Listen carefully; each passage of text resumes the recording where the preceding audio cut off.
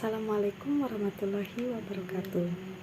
Pada kesempatan kali ini, saya akan memaparkan koneksi antar materi dari mata kuliah pengajaran dan pembelajaran daring dan bauran. Di sini saya memaparkan terkait dengan desain instruksional dengan model project based learning.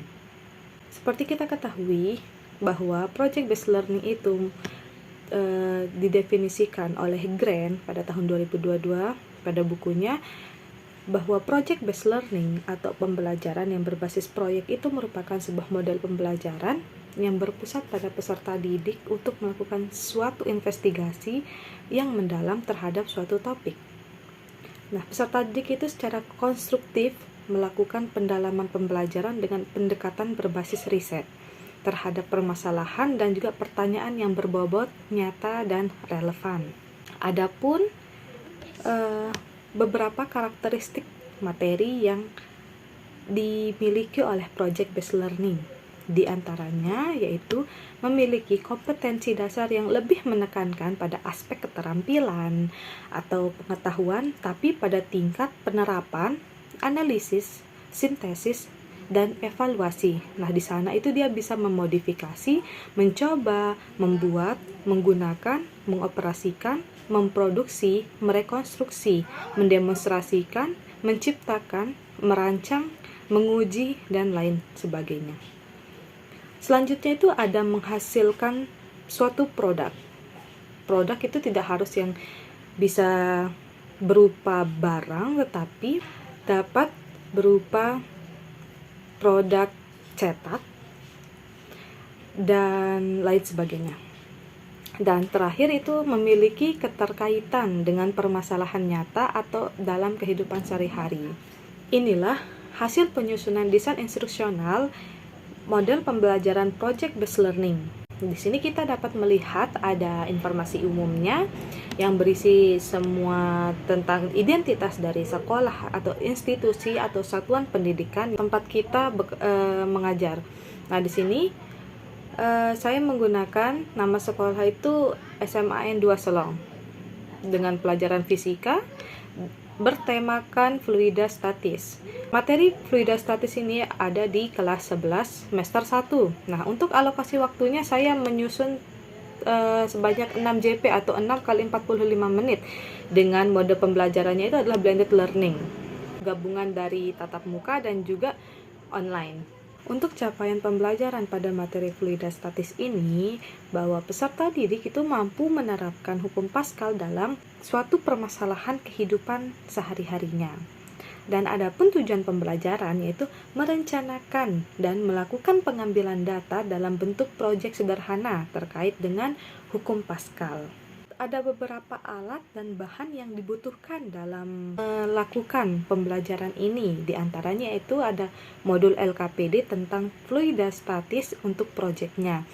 Adapun suntikan dengan diameter yang berbeda-beda, selang, air, pewarna makanan untuk mengetahui aliran air yang mengalir, dan triplek atau kardus, stick ice cream, dan lem tembak untuk merekatkan stick ice creamnya. Adapun teknologi yang digunakan diantaranya ada Google Classroom, WhatsApp, atau video conference dapat berupa Zoom, Google Meet, atau yang lainnya. Google Form digunakan juga untuk melakukan refleksi menggunakan sumber bacaan yang lainnya, dapat dari online ataupun offline. Dan disediakan juga LCD proyektor, dan itu adalah opsional untuk digunakan mempresentasikan hasil produk yang telah dirancang dan dibuat. Alokasi waktunya 6 kali 45 menit itu 6 jam pertemuan dibagi menjadi 3 kali pertemuan. Pertemuan pertama itu mereka akan melakukan perancangan, pendesainan, dan juga melakukan penyusunan jadwal pembuatan. Di pertemuan kedua, guru akan memonitor keaktifan dari peserta didik dan juga perkembangan proyek yang mereka buat.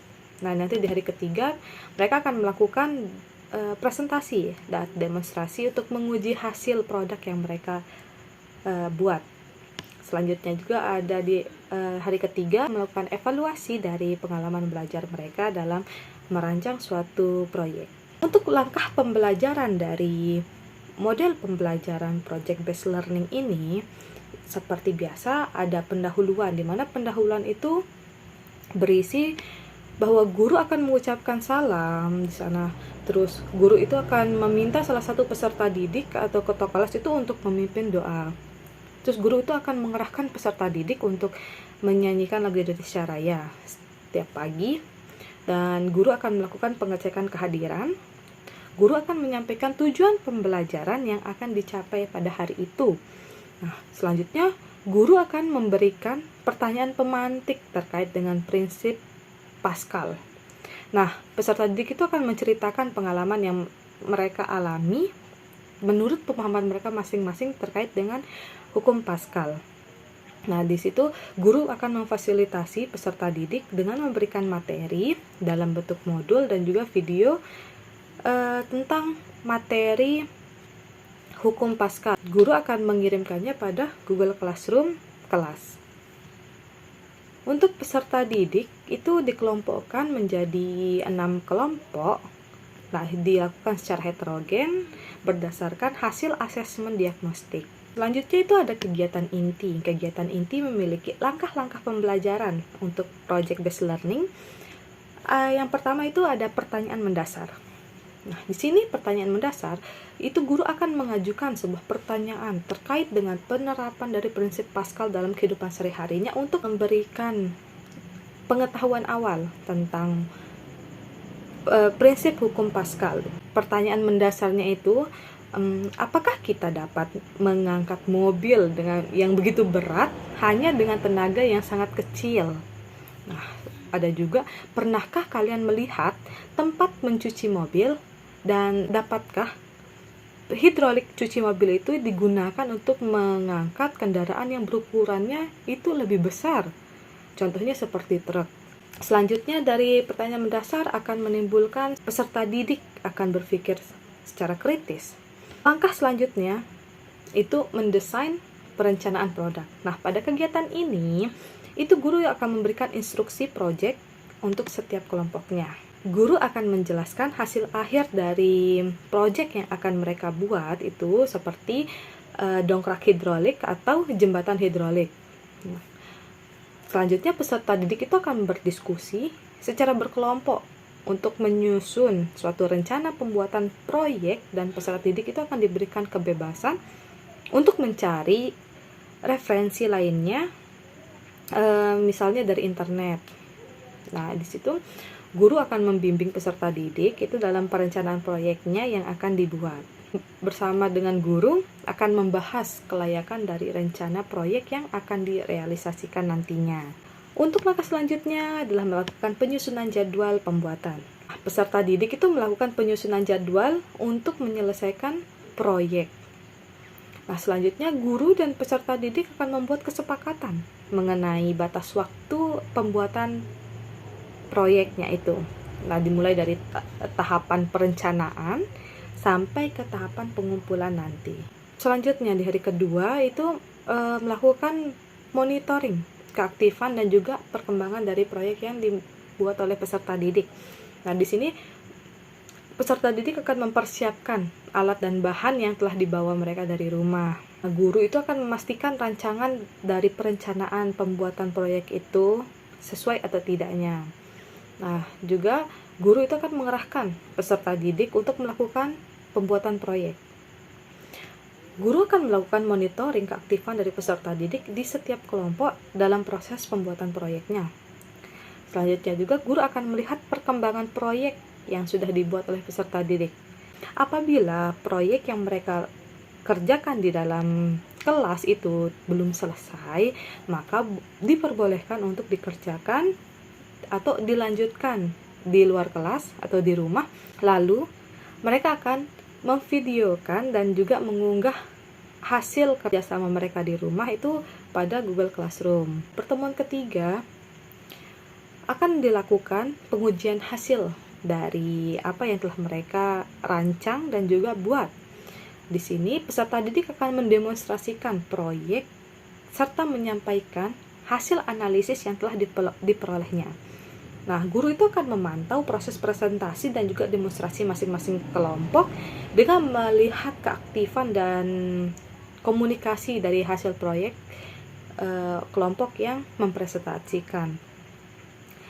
Dan juga guru akan melakukan diskusi dengan peserta didik mengenai kesesuaian antara perencanaannya dengan produk hasil yang telah dibuat oleh peserta didik. Nah, guru dan peserta didik itu melakukan diskusi tentang kelayakan dari hasil proyek berdasarkan hasil analisis yang didapatkan oleh peserta didik. Selanjutnya itu melakukan evaluasi pengalaman belajar. Jadi di sini guru akan membimbing hasil proses pemaparan proyek peserta didik. Dan juga guru dan peserta didik akan menyimpulkan hasil dari pemaparan proyek yang telah mereka rancang. Di kegiatan penutupnya ini dijadikan satu kesatuan. Jadi setiap pertemuannya itu melakukan penutup yang sama. Nah, di sini guru itu akan mempersilahkan peserta didik untuk melakukan konsultasi secara daring melalui WhatsApp atau melakukan video conference apabila mengalami kesulitan ketika melakukan perancangan atau pembuatan dari proyek yang mereka lakukan. Nah, guru juga akan memberikan lembar refleksi di setiap akhir pertemuan terkait dengan pembelajaran yang telah dilakukan dengan menggunakan Google Form. Nah, dan terakhir guru akan menutup pembelajaran dengan doa dan mengucapkan salam dengan desain instruksional dari model pembelajaran project based learning dengan materi fluidastatis yang membuat dongkrak hidrolik atau jembatan hidrolik sebagai bentuk dari pemahaman pengetahuan mereka terkait dengan hukum Pascal. Terima kasih atas perhatiannya. Apabila ada pertanyaan, masukan, dan juga tanggapan, dapat menanyakan secara langsung pada saya atau menuliskan di kolom komentar. Terima kasih. Wassalamualaikum warahmatullahi wabarakatuh.